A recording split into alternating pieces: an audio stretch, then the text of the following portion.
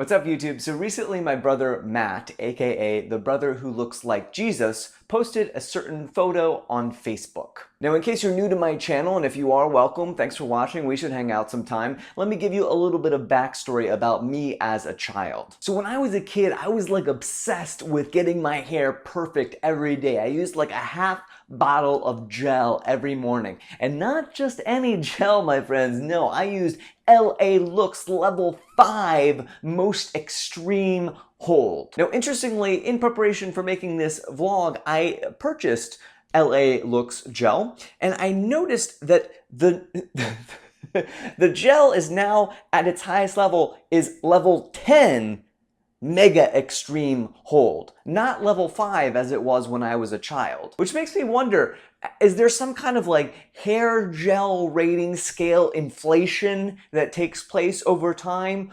Or has hair gluing technology really doubled in strength since I was a child? Every morning I would like just pour out just globs and globs of gel, and then I would put it all on my hair at once. That looks delicious. So I would do this every morning, just slick it all straight back like I was in The Great Gatsby or something. Hello, old sport. But then I was diagnosed with a rare form of bone cancer and given a 50% chance to live. I started chemotherapy, and of course that meant losing my hair, which now you understand was really devastating for me because I was all into like having my hair perfect every day. But then the coolest thing happened.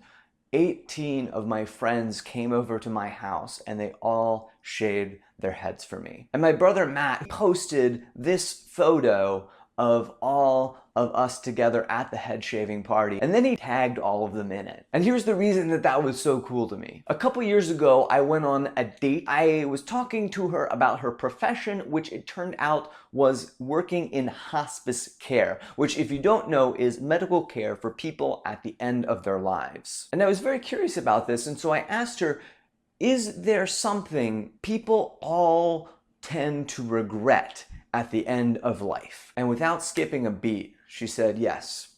People at the end of their lives regret the friends that they've lost touch with and the family they've grown estranged from. Anyway, I thought it was a pretty good date, but I guess she didn't because she stopped answering my texts and phone calls afterwards. But in retrospect, that was probably for the best because it kept me single long enough so that fate could intervene and allow my girlfriend Ashley and I to meet on the dance floor. But what that girl told me about losing touch with other people has always stuck with me. And that's why I thought it was so cool when Matt posted that photo on Facebook, because then I could reconnect with all those guys and I could thank them for shaving their heads for me like 20 years ago. But there was one guy in the photo that I was not able to thank. His name is Brian. Here are some photos of him at about 8 years old shaving his head at the head shaving party. A couple years ago, Brian went to Afghanistan to do non-governmental humanitarian work to provide aid to impoverished people in that country. And that's just the kind of person that Brian was, you know? Even as a child, he was shaving his head for me, and as an adult, he was going to this dangerous country to try to help people. But one day, as he and his team were traveling through some mountains, they were ambushed by a group of Taliban supporters. The Taliban made Brian and his team kneel down along the side of the road, and they shot them all in the head at point blank range. So I wasn't able to thank Brian on Facebook because, look at, you know, he's no longer with us. And I regret that. I regret losing touch with him.